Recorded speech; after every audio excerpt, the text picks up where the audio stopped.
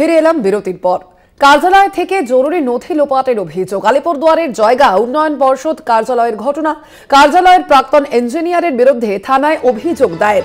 আগেও ওই ইঞ্জিনিয়ার এবং অতিরিক্ত জেলা শাসকের বিরুদ্ধে টাকা তোলার অভিযোগ উঠেছে।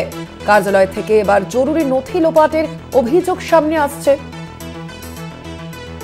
সৌম্যদীপ, কি জানা যাচ্ছে এ বিষয়ে? এখনো পর্যন্ত ঠিক কি অভিযোগ রয়েছে? দেখো, এর পূর্বেও কিন্তু এই ইঞ্জিনিয়ারের বিরুদ্ধে কাজ না করে কিন্তু টাকা তোলার অভিযোগ উঠেছিল। সে সময় কিন্তু তাকে সাসপেন্ড করা হয়। এরপর কিন্তু তিনি হাইকোর্টে দ্বারস্থ হন।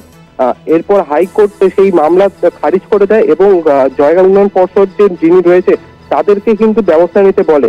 এরপর তারা নতুন ইঞ্জিনিয়ার যখন সেই কার্যালয়ে যোগ দেন, তিনি কিন্তু অনেক নথি পাননি। সেই মোতাবেক তিনি জেলা শাসককে বিষয়টি জানান। এরপরে কিন্তু জেলা শাসকের নির্দেশে জয়গা থানায় অভিযুক্ত যিনি ইঞ্জিনিয়ার রয়েছেন তার নামে কিন্তু অভিযোগ দায়ের হয়েছে।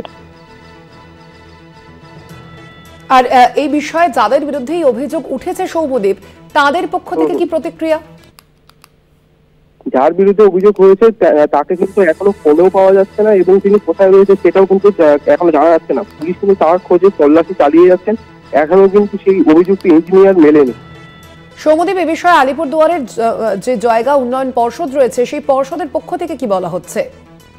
দেখো, পর্ষদের পক্ষ থেকে চেয়ারম্যান যিনি রয়েছেন তিনি বলেছেন যে আদালতের নির্দেশেই কিন্তু তারা অভিযুক্তের বিরুদ্ধে মামলা করেছেন। আদালতের বিচারাধীন ছিল বিষয়। সম্প্রতি কিন্তু আদালত যিনি ইঞ্জিনিয়ার যে মামলা করেছিল সেই মামলাটি খারিজ করে দেয় এবং জয়গা উন্নয়ন পর্ষদ কর্তৃপক্ষকে তার বিরুদ্ধে ব্যবস্থা নিতে বলে। সেই মোতাবেকই কিন্তু তারা নথি না মেলে তার বিরুদ্ধে ব্যবস্থা নেয় এবং থানার দ্বারস্থ হয়।